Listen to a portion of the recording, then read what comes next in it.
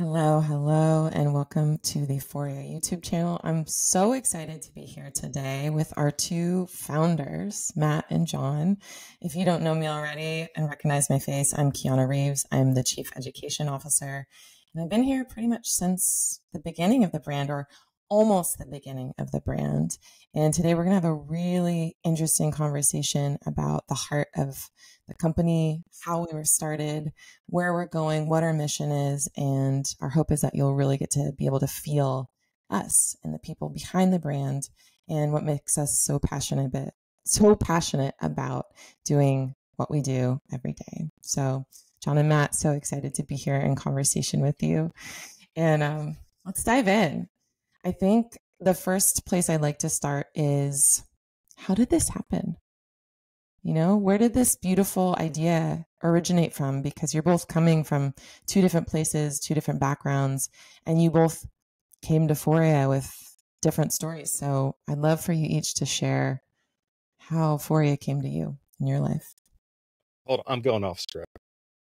So, Kiana, we've wanted to sit down and have the podcast together for 5, 6, 7 years. Yeah. So just to call that out, and thank you so much. And I'm taking this as like podcast therapy. I love it.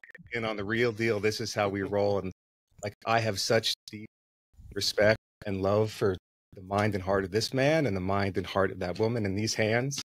And I've had the good fortune and with the deepest gratitude, this journey of crazy trial and error and tending and mending and singing and cajoling and praying this thing that we now all belovedly call Foria, come bring this into life with you guys, has been absolutely the adventure of my lifetime so far.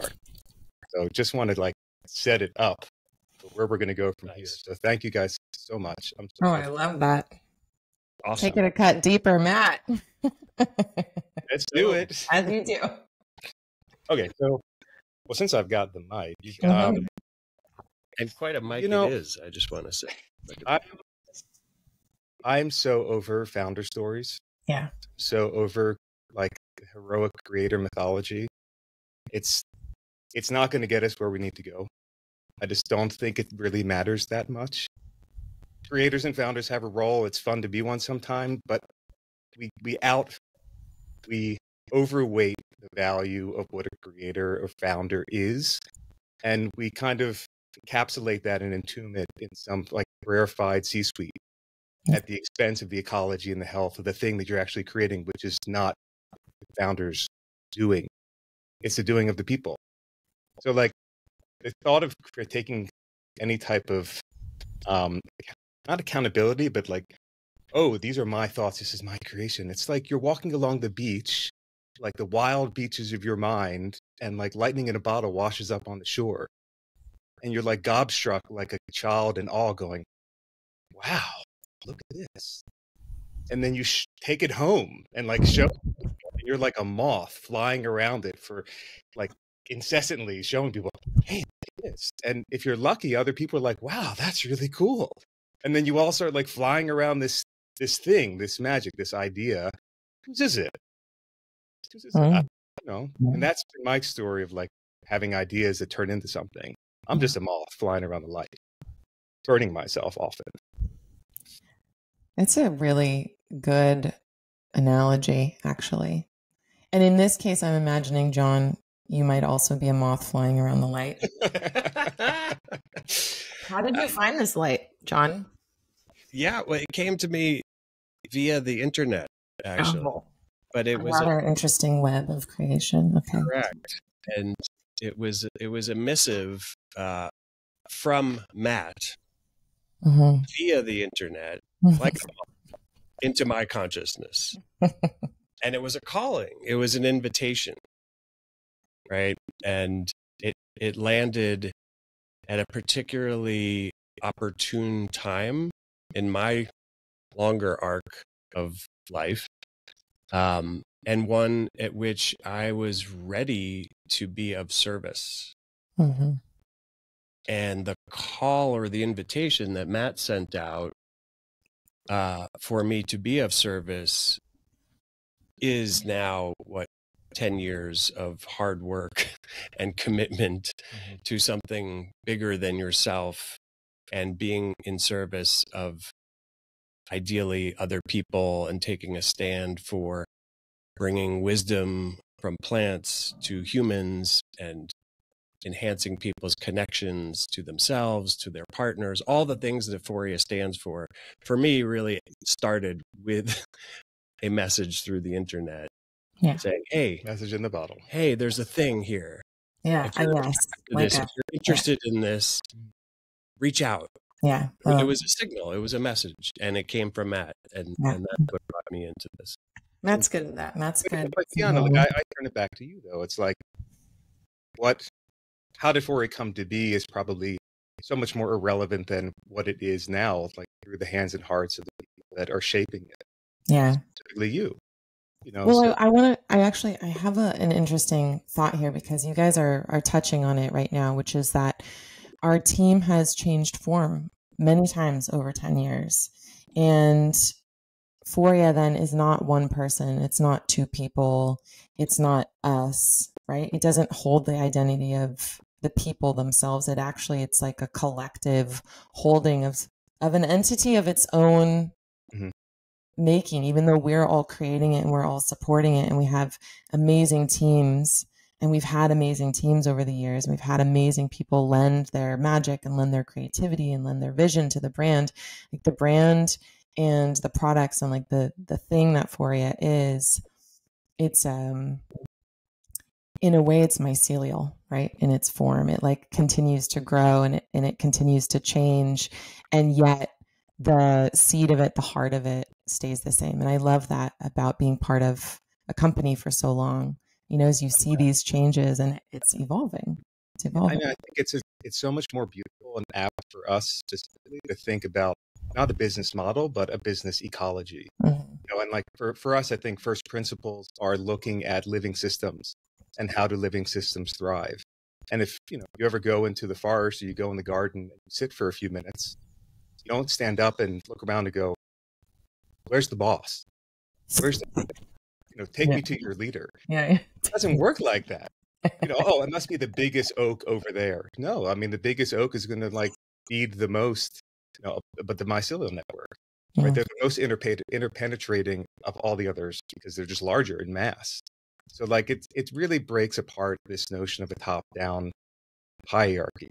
And I think we haven't been operating under that as a mandate, but as I've moved aside out of my operating role for Foria, I've had a lot of time to think about that and reflect on how we kind of naturally organized more in a circle, more in a spiral, more in a sphere, more as a living ecology of people coming together all in the service of, like you said, something in the center, but that was different for each of us. But it had a similar coherence. There was a similar theme. It didn't rhyme necessarily, but it tasted the same or it sounded the same. There was enough similarity of purpose that we could all congeal around it and like row together. And for me, as someone who's been in the position to like just get things started, I feel like there's a deep emptiness. There's like a meaning crisis in the world that we've been born into. Like we're lacking a lived connection to the generative world that we came out of. And so creating a venture and creating a model that allows for people to bring their hearts to work, and to let their hearts connect both at work and out into the world. Like that's been some of the most meaningful experiences I've ever had, to create a space for that, because we all are so deeply longing for those types of connections. And it's pretty simple. And so Foria has been blessed in having that, and it's sustained us through like amazing trial and tribulation. Sure has. Yeah. Sure has. So that leads me into a question about our mission, right? And if our brand is not static and our company is not static and the people aren't static, the idea is not static, and yet there's a core heart or a core mission that we've all held as very important. And I would love to hear from both of you, and maybe John, you can start us off, and then Matt, you can carry us through, and I'll pepper in. What is our mission in your version of it, in your heart? You know, we have obviously the brand mission that I can literally copy and paste that we've written and, you know, is by the book and it's the thing that people read. But what is our mission as you see it? Yeah. And similar to the organizational sort of taking a more holistic or fluid or dynamic approach to that, the question for me usually lands with what is the essence of what we're trying to do here? Mm-hmm. And it can be expressed in a few sentences. It can be expressed in some experiences and feelings. If I try to sort of bottom line it or just, you know, bring it into a more concise description, for me, it's about connection. Connection is kind of the touchstone that I come back to often when I think about what we're doing or why we're doing what we're doing, and what the desired feelings or impact on other humans are from interacting with the company, with the brand, with our products. And so my mission, and sort of touching back to the journey that I've been on, really came from a place of disconnect, right? My entree to Foria began with a tremendous and profound disconnect in my own life, which inspired me to be attentive and in service to connection amongst humans as a career or as a path to helping people. And so the mission for Foria for me comes down to bringing the natural world, plants, into harmony and into relationship with people in service of enhancing their connection to themselves and with other people in their lives that they care about. I love that. That's what this venture, that's what this means for me. Yeah. It's nice to hear it. It's nice to be able to say it next to you. Right. We don't get that much time in person. So cute.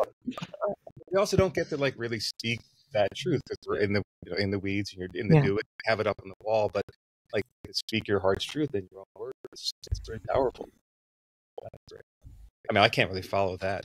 I mean, I think I would be cheeky and say, well, it's what drives every creative endeavor, which is just love, clarity, the creative force that just, to whatever extent we can be a conduit for the creative force that engenders, the planetary mind that gives rise to the imagination of all possible life forms.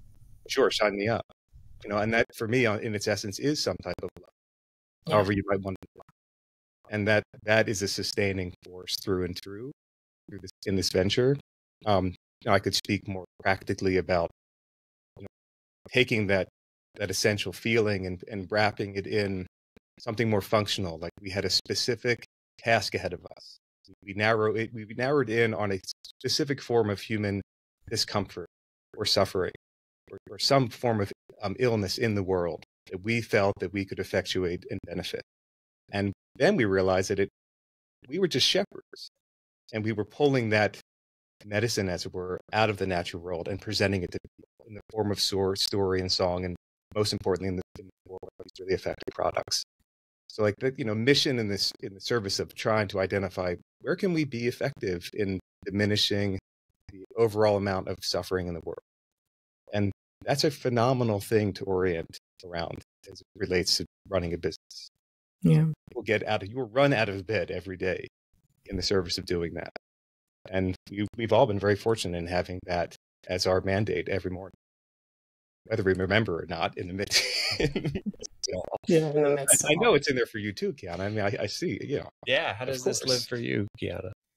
Yeah, well, it's interesting because it kind of leads me into my next question. But what drew me in was, as a somatic sex educator, as someone who's deeply invested in relational well-being and intimacy, and seeing how all of the challenge that couples face and individuals face in those intimate places in their lives is especially and uniquely experienced by women in a particular way, and seeing the challenges I had gone through, that my friends had gone through, and loving that part of our mission has always been dedicated to supporting those intimate moments for the female lifespan, right? We're supporting menstruation and the discomfort that really hasn't been addressed since the 1930s when we gave, Midol to people, which was originally like a toothache drug.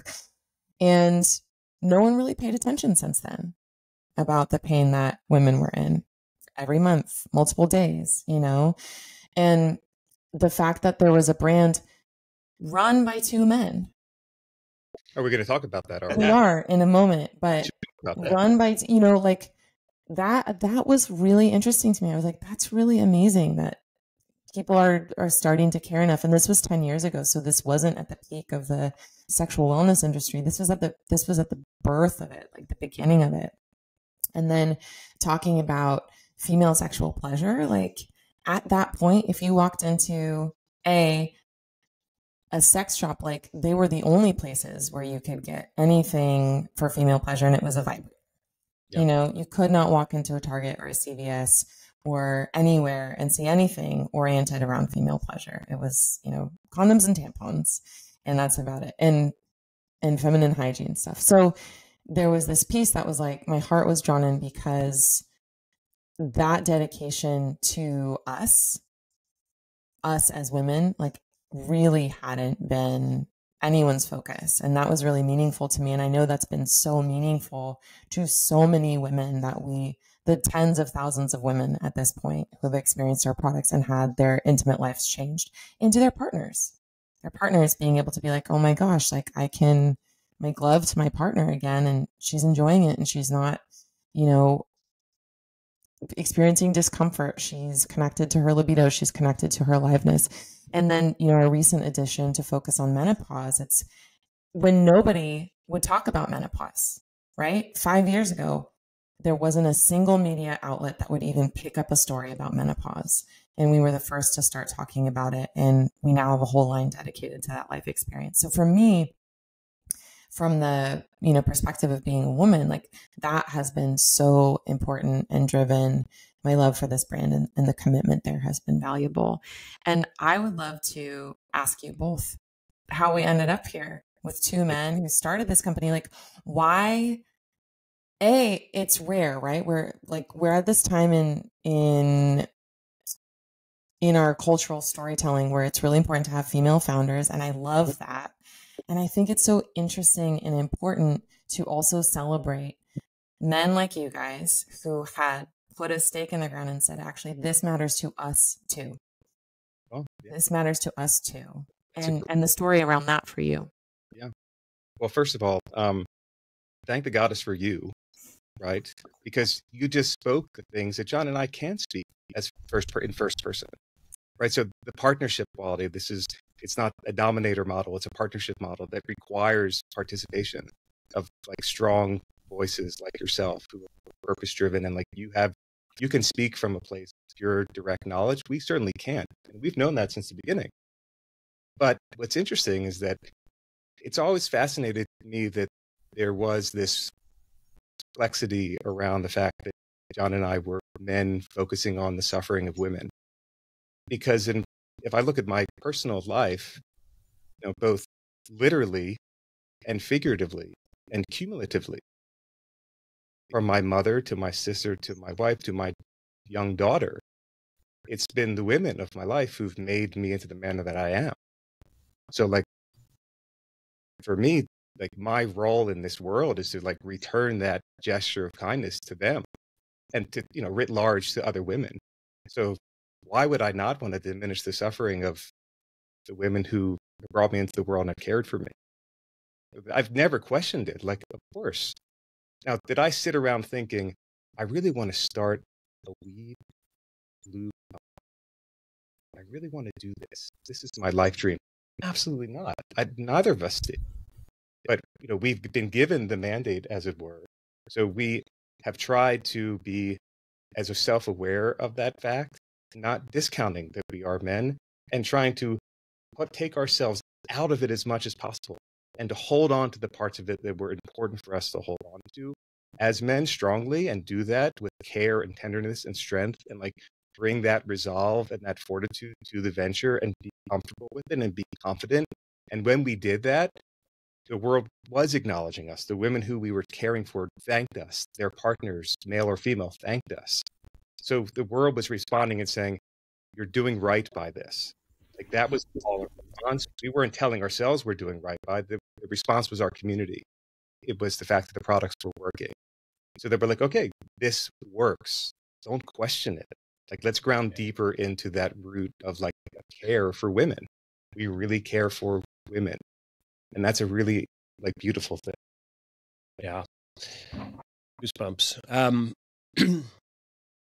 Matt and I have had several mantras over the decade now.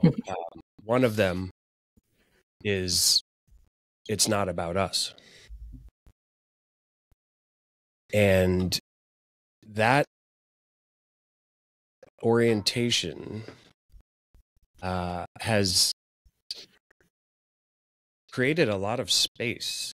The affirmation that Matt just spoke to from community, from people who you trust, who you know and know you deeply, and who can give you that encouragement that you're on a good path.